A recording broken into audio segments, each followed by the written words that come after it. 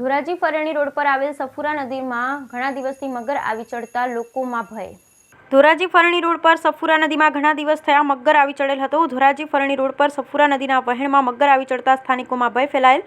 રાતે ફરણી રોડ પર આવેલ સફુરા નદીના વહેણમાં મગર કાંઠે આવી ચડતા સ્થાનિકોએ હિંમત કરી મગરને પકડી પાડી।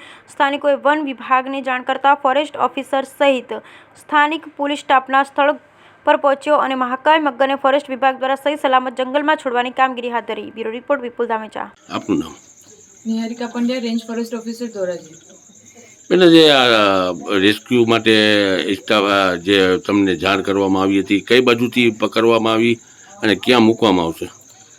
આજ રોજ અંદાજિત 10 થી 10:30ની વચ્ચે ધોરાજીની અંદર સિટી વિસ્તારમાં ફરેણી રોડ ઉપર સફુરા નદીનું જ્યાં વહેણ નીકળે છે ત્યાંથી સ્થાનિક લોકોનો કોલ આવેલ કે આ રીતની એક મગર તળાઈને આવેલ છે, જેને તે લોકોએ પકડીને રાખેલ હતી અને અમને તુરંત જાણ કરતાં અમારી ફોરેસ્ટ વિભાગની ટીમ ઘટના સ્થળે પહોંચી, તેમજ અમારી સાથે પોલીસ સ્ટાફ પણ પબ્લિક કંટ્રોલ કરવા માટે પહોંચેલ હતો।